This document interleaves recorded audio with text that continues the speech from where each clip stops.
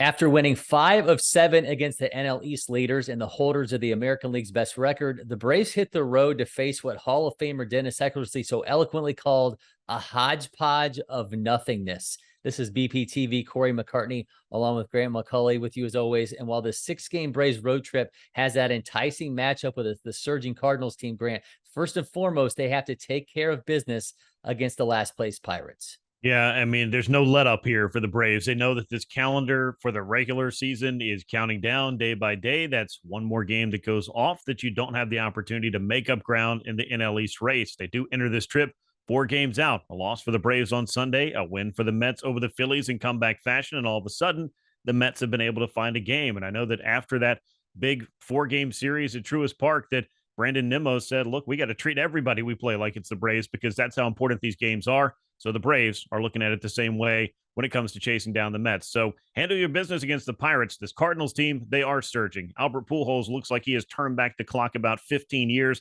We'll get there when we get there, but this Pirates series is one you need to win and one you need to sweep if possible. Yeah, just 6 weeks remaining here in the regular season. The pitching matchups for this 3-game set at PNC Park is Jake Odorizzi against Ronzi Contreras on Monday, Max Fried and JT Brubaker on Tuesday, Kyle Wright and Mitch Keller on Wednesday. Let's put the focus on a minute for Odorizzi's start because it hasn't been spectacular since he put on a Braves uniform, a 5.93 ERA. He gave up 4 home runs in 13 and 2/3 innings so far. Now, 2 of those starts have come against the Mets, who got to him for 3 home runs the last time out.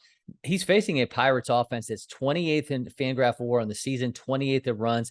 The only active players on the roster, Greg Allen and Ben Gamel, have seen him before. They haven't exactly had a lot of success. He's yet to put together a quality start since coming over from the Astros, and having played 12 games in 11 days, Grant, the bullpen could certainly use a break from Odorizzi as this series gets started. Yeah, you want to see him really get that first quality start under his belt and maybe quality plus, if you know what I mean, as far as, getting to that 6th inning mark and maybe throwing a little bit better than 3-run ball, if that's possible, which I think that it is. I mean, he had just come over after throwing a pretty good start at the Mariners, and the Braves felt like they were getting somebody that could at least fortify the rotation. Thus far, Odorizzi has not been able to get beyond the 5th inning in any of his starts. So that would be, I think, one box that you want to check. And then you look at these starts. Yeah, it's his first outing against the Mets. It wasn't bad. It wasn't spectacular. He left with that hamstring issue. Then he went down to Miami and gave up 8 hits in 4 innings to a Marlins offense that's been struggling for answers about as much as any offense in all of baseball, only to come back home and give up 3 home runs in the first couple of innings in his start against the New York Mets in an eventual 9-7 loss. So he is looking for that first good start, and it would go a long way towards getting this road trip started on the right foot if he's able to throw one up against a Pirates club that has really, been underwhelming. And that's even by their standards this year. This offense just has not found much. And even with, some heralded prospects, now up at the big league level, in some cases, I don't think that's enough to really push the Pirates into that next level that they've been searching for quite some time.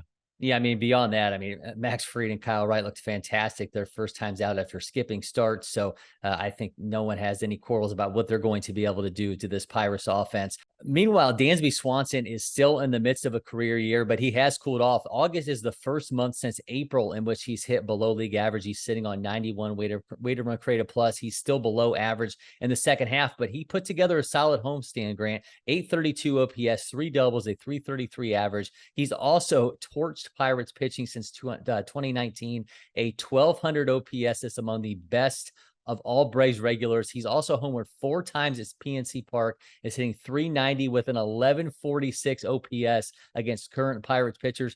I'm going to go out on a limb here, Grant. Swanson is going to absolutely rake in this series.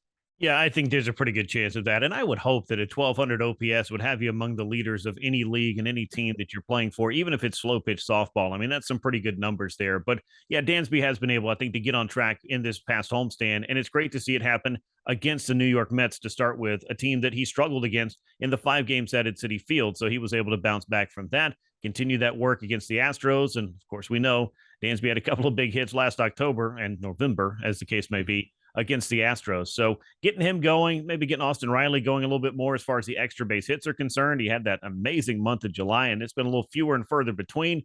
Not that I expect him to break the franchise record every month, but a few more of those. And we started to see some of those majestic Matt Olson home runs leaving the ballpark as well. Not to mention what we've gotten out of the rookie duo of Vaughn Grissom and Michael Harris. I mean, there's a lot to like about what the Braves have been doing offensively throughout the course of the season. But if they can get it all going concurrently and heading down the stretch, I think that the Braves offense has the opportunity to really power this club and put it exactly where it wants to be as they try to chase down the New York Mets over the final, 6 weeks. Yeah, you can look at a series like this a couple different ways. You can look at it and say, okay, you just got through with that really tough homestand and you got the Cardinals looming. Maybe they get themselves kind of looking ahead a little bit, a bit of a lull here. Or you can look at it from the end of they've got some momentum and they could do some serious damage collectively against this Pirates pitching staff and be in a really good place going into that matchup over the weekend against the Cardinals. And they take 5 of 7 against those really good teams, simply looking to keep things rolling in Pittsburgh. We'll be back, though, to set the stage later this week for that Cardinal series, so you won't want to miss that. So make sure you subscribe,